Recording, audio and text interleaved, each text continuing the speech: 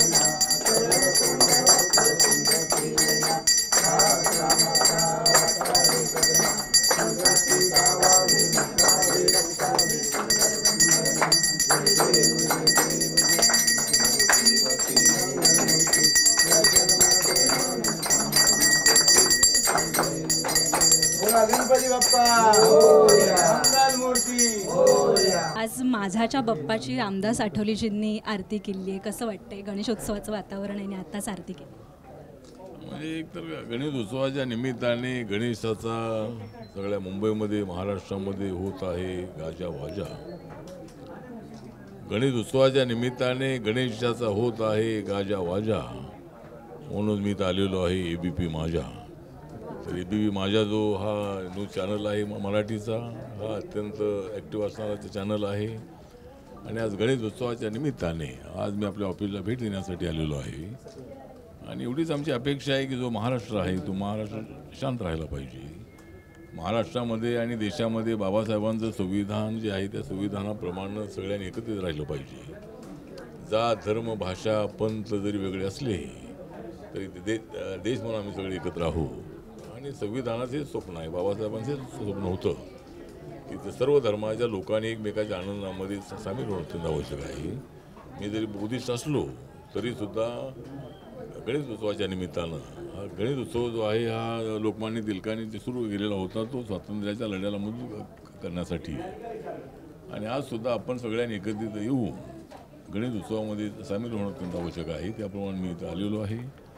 आणि आपली एवढीच अपेक्षा आहे की महायुतीचं सरकार येऊ.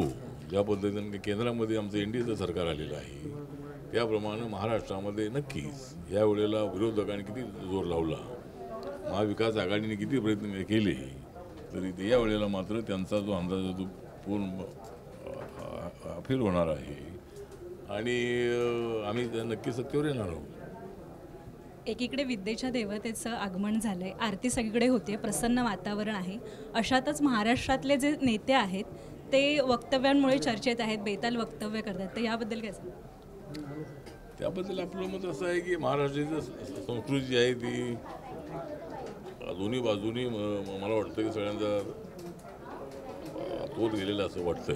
कारण आपला जो शब्दप्रयोग आहे शब्दप्रयोग आपले तर चांगले असले पाहिजे.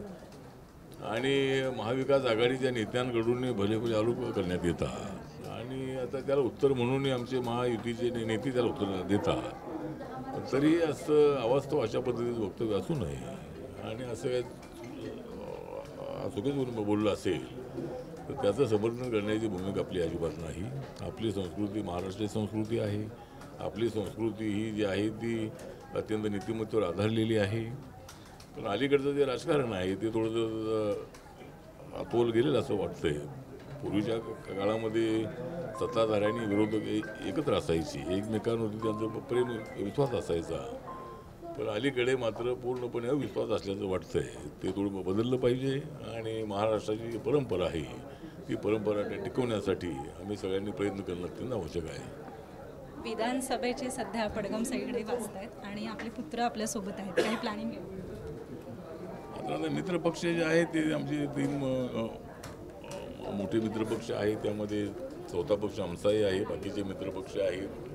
माझ्या पक्षाला 10-12 जागा मिळाव्यात अशी आमची अपेक्षा आहे. आणि आता तर आम्हाला काही सत्तेचा वाटा मिळणार नाही आता. पण सरकार आल्यानंतर मात्र रिपब्लिकन पक्षाला मंत्रिपद मिळालं पाहिजे ही आमची आग्रहाची मागणी राहणार आहे.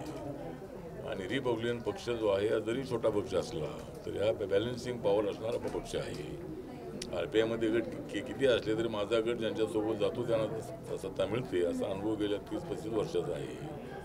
आणि त्यामुळं महायुतीने आमच्याकडे डोळेझाका करू नये. महायुतीने एकनाथ शिंदे माझे मित्र आहेत, देवेंद्रजी माझे चांगले मित्र आहेत, अजितदादा चांगले मित्र आहेत आणि त्या मित्राने आपल्या मित्रालाही जो सत्तेचा वाटा आहे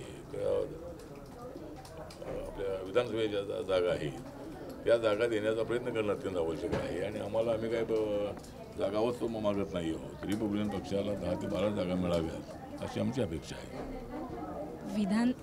विधानसभेचं काही प्लॅनिंग आहे? गणपती बाप्पा चरणी काय? काहीच नाही. म्हणजे सगळ्यांना गणेश चतुर्थी सगळ्यांना शुभेच्छा देतो. अजून मी सगळ्यांचं म्हणजे चांगलं व्हावं फ्युचरमध्ये तेच मी गणपती बाप्पांकडे मागितलं. तुम्ही काय मागितलं? मी 12 जागा मागितल्या. ABP माझा, उघडा डोळे बघा नीट.